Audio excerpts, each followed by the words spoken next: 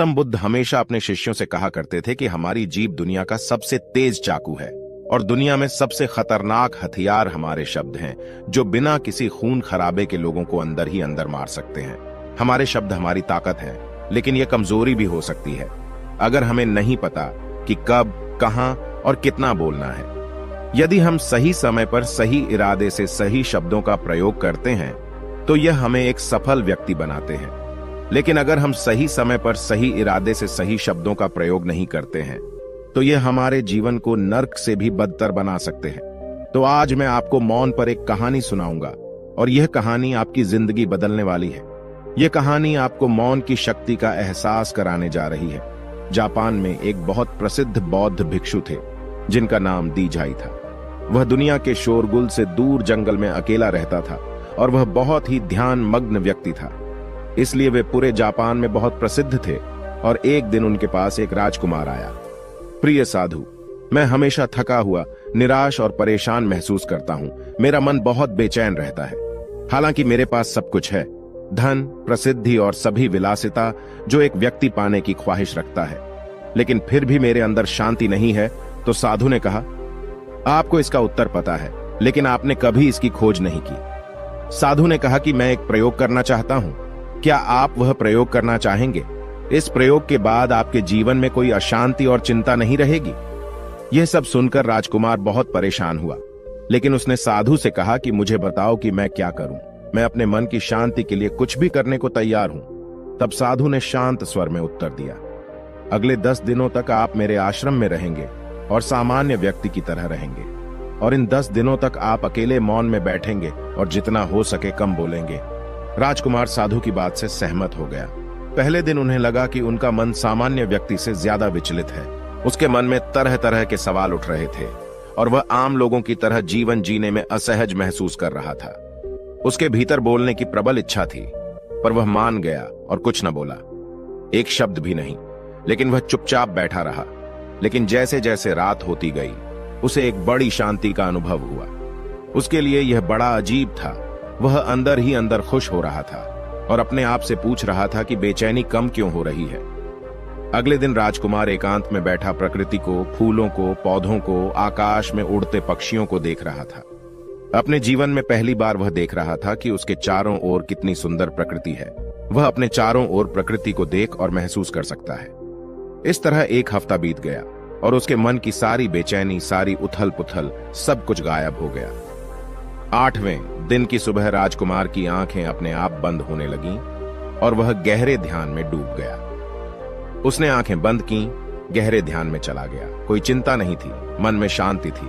राजकुमार को भीतर ही भीतर गहन शांति का अनुभव होने लगा। बाकी के 2 दिन गहरे ध्यान में बिताने के बाद राजकुमार खुद को एक बौद्ध भिक्षु के सामने पेश करता है। राजकुमार ने साधु से कहा कि प्रिय साधु, मुझे उत्तर मिला कि मेरा मन इतना अशांत क्यों है। उन्होंने कहा कि मुझे पता चला कि मेरा मन इतना विचलित और अशांत क्यों था।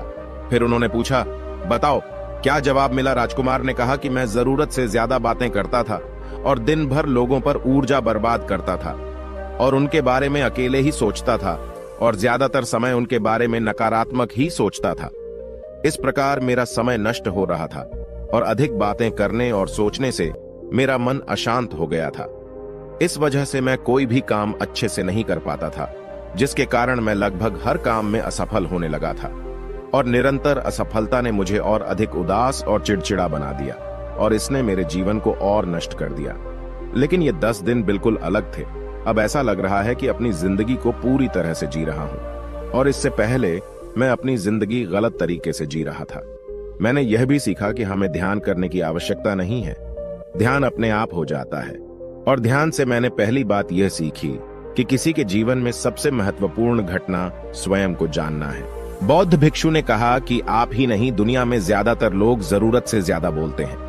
आज भी ज्यादातर लोग एक दूसरे को नीचा दिखाने के लिए ही बोलते हैं और आज भी लोग ज्यादा बातें करते हैं और अपना जीवन बर्बाद कर रहे हैं।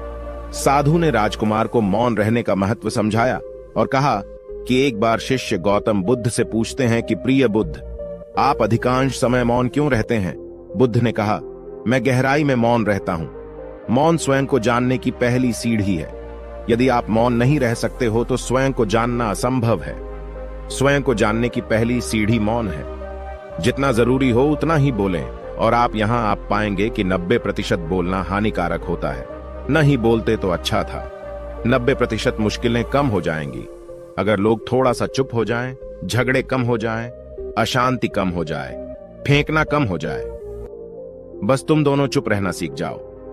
दुनिया में बहुत सारी मुसीबतें सिर्फ बोलने से पैदा हो जाती हैं। जो मौन रहना जानता है वो भीड़ में भी अकेले रहने का हुनर जानता है। एकांत में मनुष्य स्वर्ग भी है। दूसरों की उपस्थिति बेचैनी पैदा करती है। पहले अपने साथ मौन धारण करो, फिर अपनी ऊर्जा को मोड़ में आने दो, मन को घर आने दो। जब आप दूसरों की उपस्थिति से उठते हैं और परेशान हो जाते हैं तो उचित है कि आप अपनी आंखें बंद कर लें और अपने आप में खो जाएं। तुम वहां से भी ताजगी पाओगे, क्योंकि तुम्हारे जीवन का स्रोत वहीं छिपा है। वह किसी और में नहीं है, लेकिन तुम्हारी जड़ें तुम्हारे जैसी हैं। आखिर कौन तुम्हें अपने भीतर ले जाएगा? यदि कोई ना हो तो मुझे स्वयं ही भीतर जाना होगा। इसलिए अपने भीतर जाओ। वही परम राजा है, वही जीवन का स्रोत है, वहीं से आनंद का जन्म होता है, वहीं से तुम मृत्यु में डूबोगे। वहीं तुम्हारा सूर्य उदय होगा, वह फिर अस्त होगा। जब भी तुम डुबकी लगाकर लौटोगे वहीं से पाओगे। फिर तुम फिर से तरोताजा हो जाओगे। तब जीवन का नया धन पाओगे। फिर नई शक्ति का जन्म होता है। थकान मिटती है, उदासी मिटती है, चिंता मिटती है। जैसे कोई नहाकर आता है तो शरीर शीतल हो जाता है, शांत हो जाता है, वैसे ही भीतर से कोई वापस आता है तो मौन में स्नान करके लौट आता है तो पूरा व्यक्तित्व शांत हो जाता है और मन आनंदित हो जाता है। जब आप आंतरिक मोह की उस ऊंचाई पर पहुंच जाएंगे तो आप पाएंगे कि आपका मन बोलने से भी नहीं बनता। वह निरंतर तुम्हारे भीतर बैठी उसकी एक अंतर्धारा बनी रहती है। तुम बोलो लेकिन अपने को मत छोड़ो। आप शब्दों का प्रयोग भी करते हैं लेकिन अपनी चुप्पी नहीं तोड़ सकते। तब तुम्हारी वाणी में सुगंध होगी, फिर तुम्हारी वाणी में विशालता होगी, जो तुम्हारे बोलने का संगीत होगा। सब ठीक हो जाएगा। आप बोलेंगे तो दूसरे ठंडे पड़ जाएंगे। भीतर से मौन होते ही आप इतने शक्तिशाली होने लगते हैं कि समाज की पराधीनता छोड़ने लगते हैं और आपकी जिंदगी में एक ऐसा मजा आता है जो सिर्फ दीवानों की जिंदगी में होता है। आपके चेहरे पर एक नई चमक आ जाती है, आपकी आंखें किसी और चमक से भर जाती है और आप असीम शांति के सागर में डूबने लगें।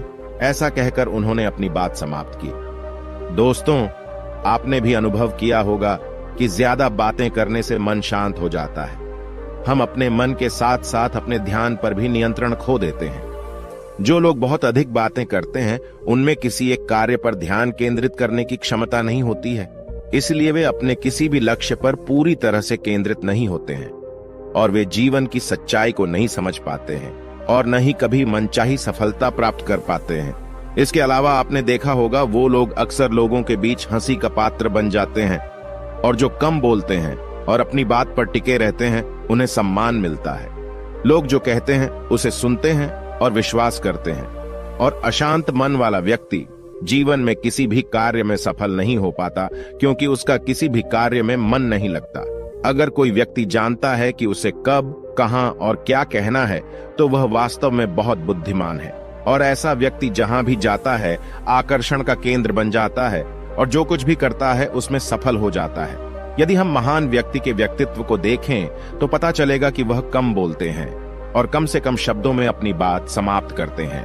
वह बोलने से पहले गहराई से सोचता है कि उसे क्या कहना है। लेकिन जो लोग अधिक बोलते हैं वे कई बार झूठ बोलते हैं और अपनी बातों से दूसरों के दिमाग पर कचरा डालते रहते हैं। वह अधिकतर दूसरों की बुराई ही करता रहता है, इसलिए उसके अपने भी उससे बचने और उससे दूर रहने की कोशिश करते हैं। हमारे भारतीय उपनिषदों में कहा गया है कि हमारे वचन ही वास्तविक धर्म हो सकते हैं। मौन से धैर्य आता है, धैर्य से ध्यान आता है और ध्यान से व्यक्ति अपने जीवन के प्रति जागरूक हो जाता है। दोस्तों, आप भी प्रतिदिन कम से कम 30 मिनट एकांत में शांत बैठने का प्रयास करें। इससे आप सब में एक सकारात्मक बदलाव अवश्य आएगा। इसी के साथ हम इस कहानी को समाप्त करते हैं। धन्यवाद।